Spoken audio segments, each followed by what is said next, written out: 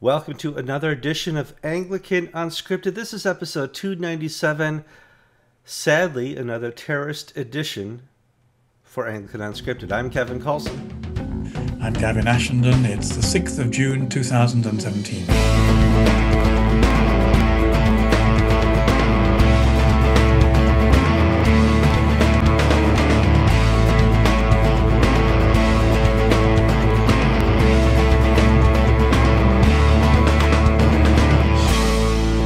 Anglican Unscripted is a lot about humor, a lot about talking about news, analysis.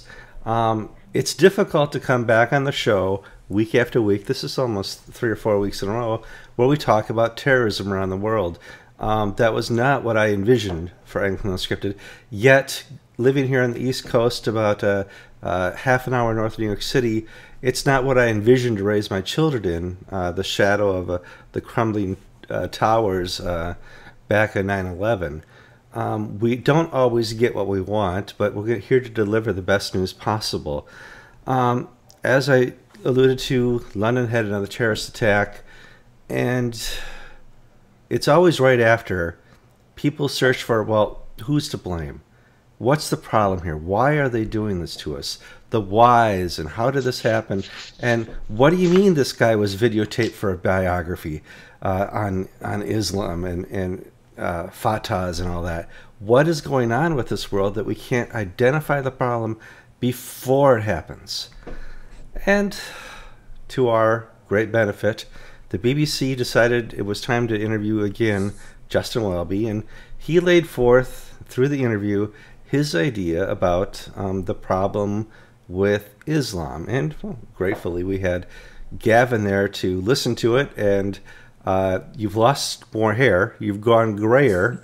I can only assume that was from listening to the BBC interview. First of all, how are you doing today, Gavin? Kevin, I'm fine, thank you. It's a bit like winter here, a lot of wind, a lot of rain, and no more sun. But that's very often what you get in an English summer. So I think I'm just grateful to be alive and well and with no pain. I mean, one has to spend as much of one's life as possible saying thank you to God for all the good things we have.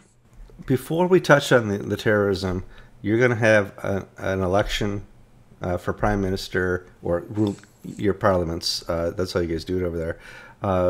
What's going to happen? Do you have any insight?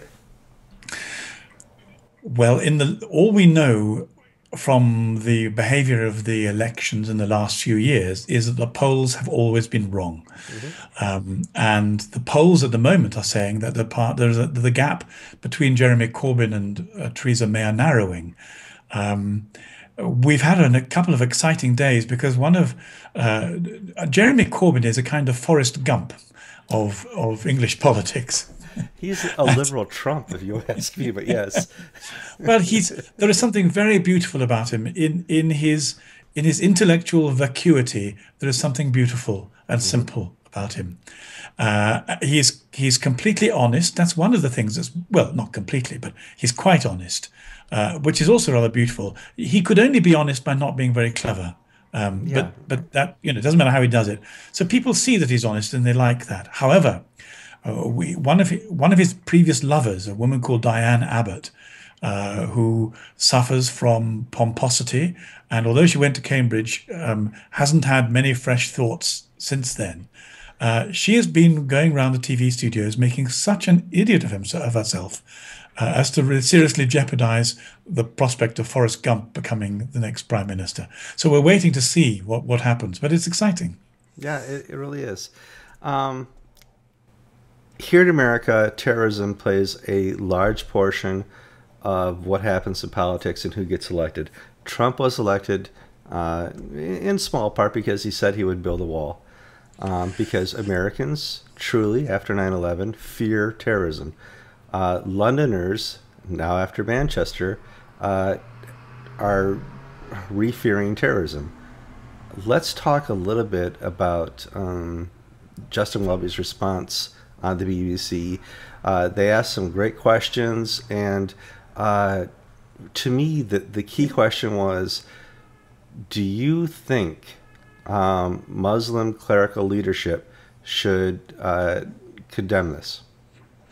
And so let me get your thoughts about the BBC interview. Well, they did say that. They preceded it with a slightly more subtle question, which was, do you, Archbishop, think that the Muslim leaders should take more responsibility? Mm-hmm. And they brought up a man called Nazir Afzal, who was a senior Crown prosecutor. He resigned from one of his jobs so he could speak out freely on the BBC, and I thought he did very well. He talked about he asked why on earth Muslims had community leaders. Nobody else has community leaders. And why aren't the people leading Islam taking more responsibility? So Justin Welby was asked whether, like this spokesman, he too thought that the Muslim community leaders should take more responsibility. To my astonishment, he dodged the question 3 times. 3 times it was asked in different forms. The first time he said, well, he couldn't comment like Nazir Afzal did because Nazir Afzal was a Muslim and Justin Welby wasn't. So how would he know? I won't. I don't have any words really. No, it's then, okay. If you really come clean, I will bleep it. Don't worry. Don't. Well, George, you may have to bleep me. I'm sorry, and then people will know how much they have to pray for my soul. He went at one point. He said that. Well, let's do this in order. He then said that one of the great things that happened was that there had been universal condemnation by Muslim leaders. Well, that sounds good. The reality is a little bit more complex. The mayor of London, for example, a Muslim, which I find really quite scary, said this was not done in his name. Well, that's true.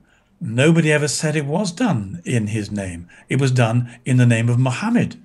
So, but that was the issue. The issue was not whether they'd done it in an individual Muslim politician's name, but whose name had they done it in?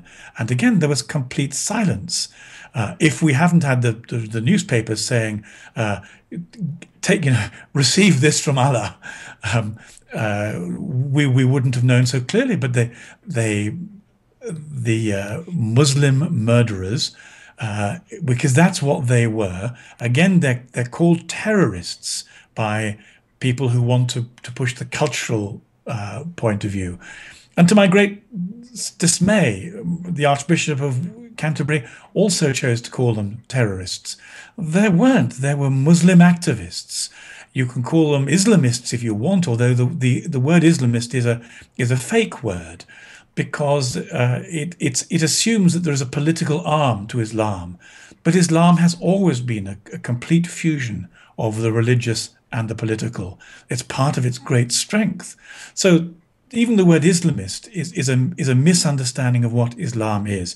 And one shouldn't use it. One should simply say these were Muslims who were putting into action one of the over 100 verses that incite violence in the Quran. He then went on. It's true that the Muslim Council of Great Britain then said that these murderers respected neither life nor faith.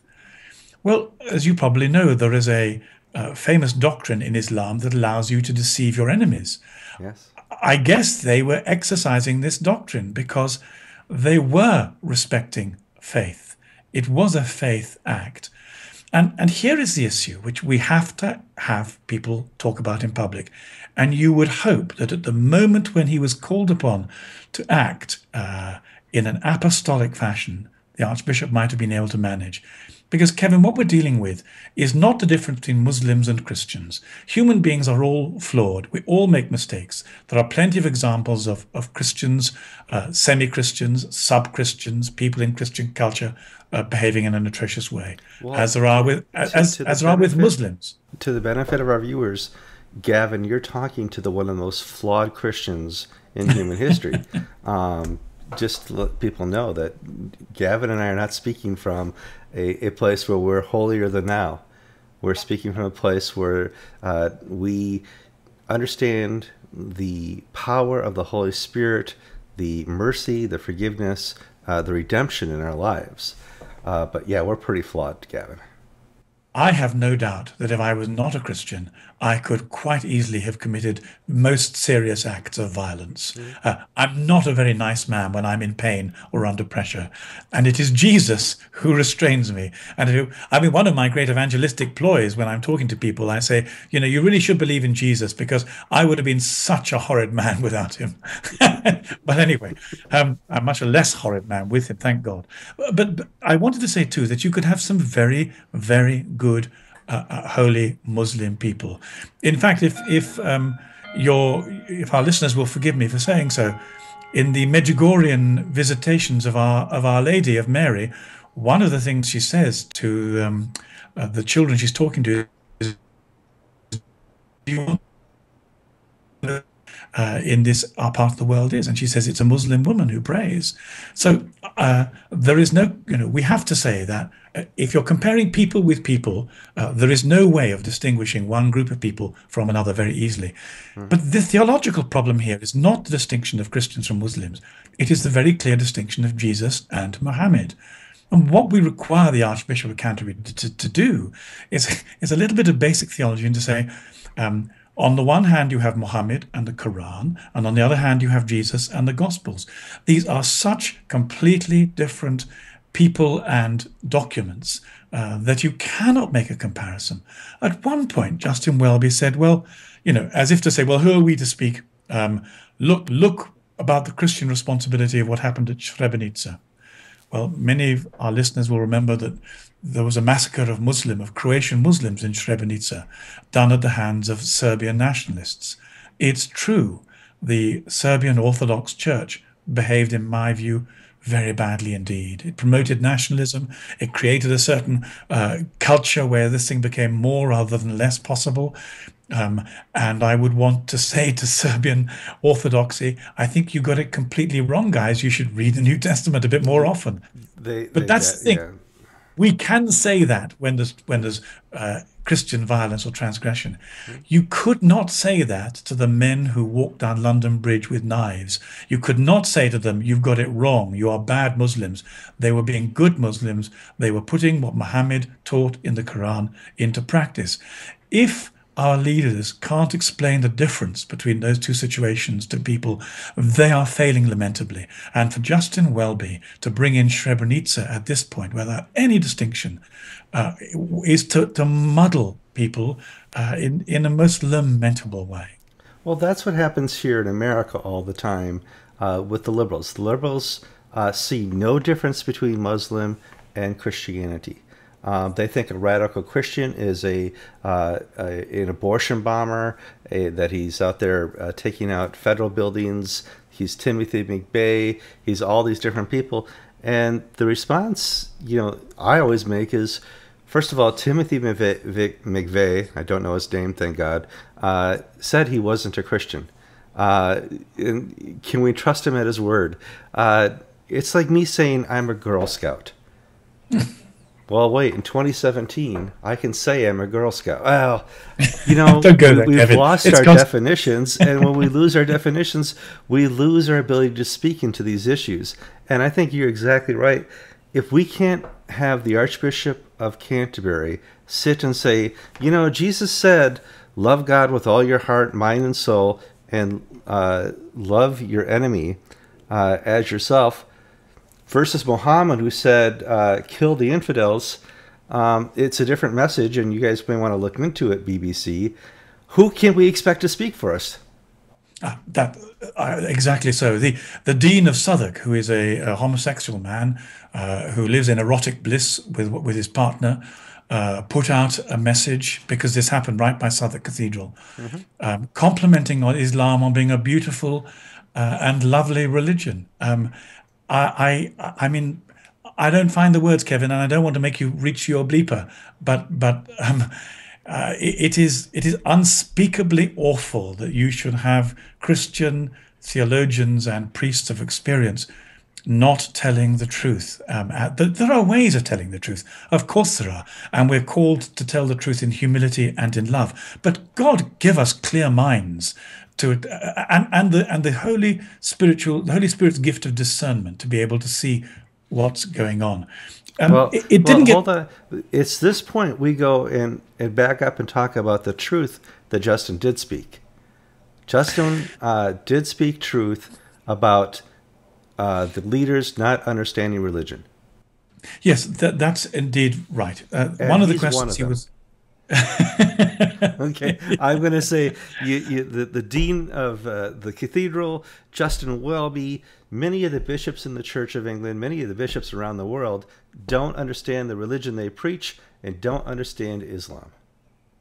That's true. Justin Welby was asked whether or not there was a problem of religious illiteracy in our society.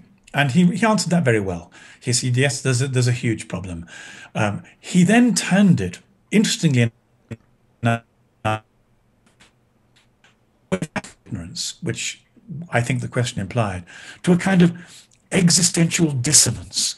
He said, well, politicians don't know what it's like to be in the shoes of somebody else. This is the culture of touchy-feely identification, which is great for group therapy and gestalt. But actually, and it's true, it's fine as far as it goes, but it doesn't go very far. He was right in saying that there is a degree of religious illiteracy. But then, I was close to banging my head on the door as I listened to this.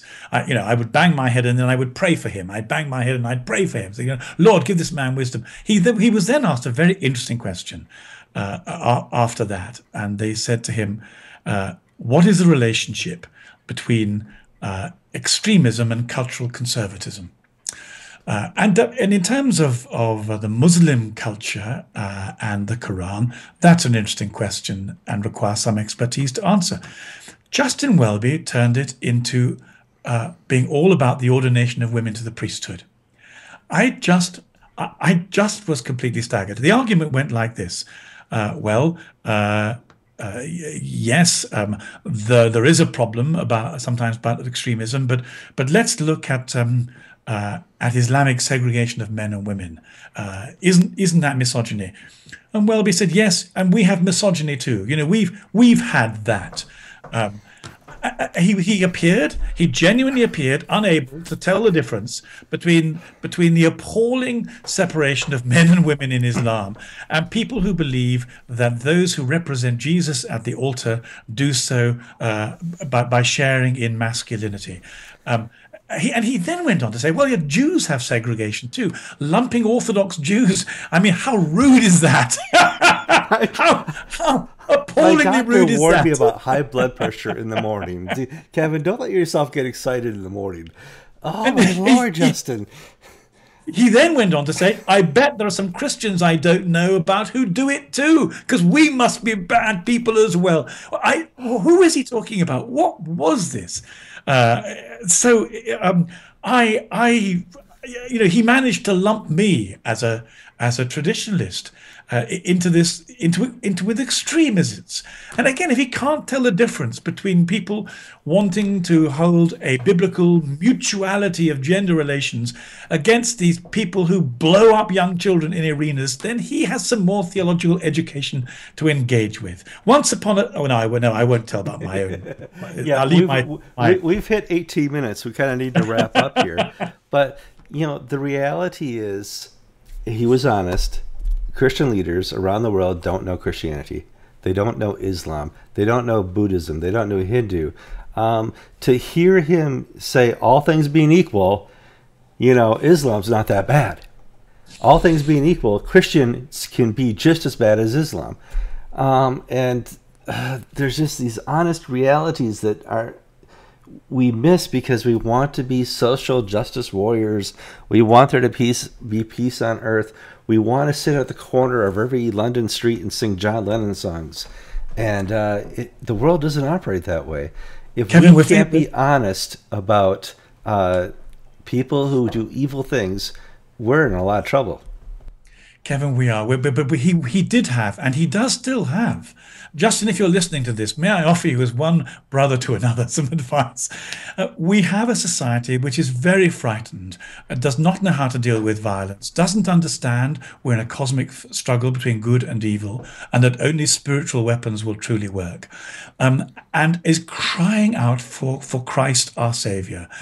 If Justin was able, if not just him, but if any Christian spokesman has the opportunity to speak into this fear and confusion, then to be able to offer people, including Muslims, the choice between having a good time and partying on a Saturday night, following Muhammad, who wants to beat people in submission, or taking some time to understand and develop a relationship with Jesus, who brings hope, forgiveness, and everlasting life without virgins or paedophile boys, as the Quran promises in heaven to warriors. It would be such an opportunity for evangelism. But to blur the differences as being done at the moment, and not to be faithful to who Jesus is at a time of critical social misapprehension, I think is wasting an opportunity. The Lord is.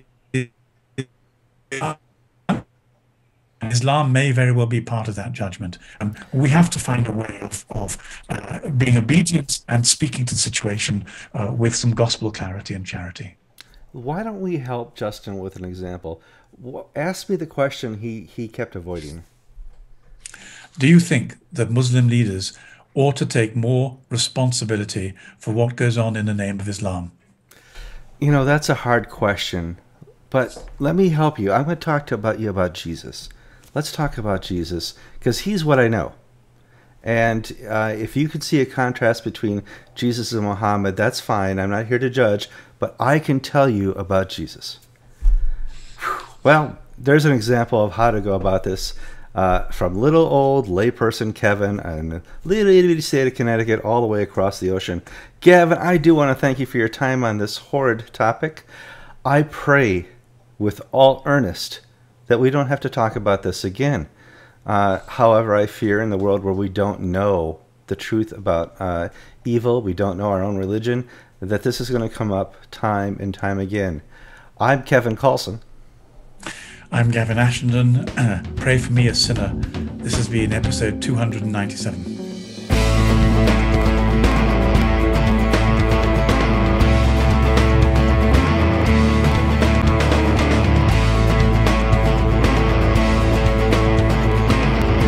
I have a clock fondness. I mean, my grandma and her sister had a clock fondness, and the fondness was beyond time. It was to be sure that they heard every chime, so every clock was set a little off. Yes. And, when I was, for a young, 10-year-old Kevin, nothing drove me more crazy than sitting at Grandma's, knowing that it was not 9, that it was the start of 5 to 9 to 5 after 9. Is that what happens at Gavin's house? It happened on the other, but with a difference. That's what happens. And I then spend a crazy time trying to synchronize the clocks by changing their weights a little bit. And then so at 9 o'clock in the morning, they're all exactly at the same time. And I get so excited when the whole house shakes with the peals of the bell. Then through the day, they all begin to separate as the different time mechanisms change. And I have to say, not everyone in the family is excited about this clock thing as I am. No, probably not. But my dear dead grandma would have loved to visit you.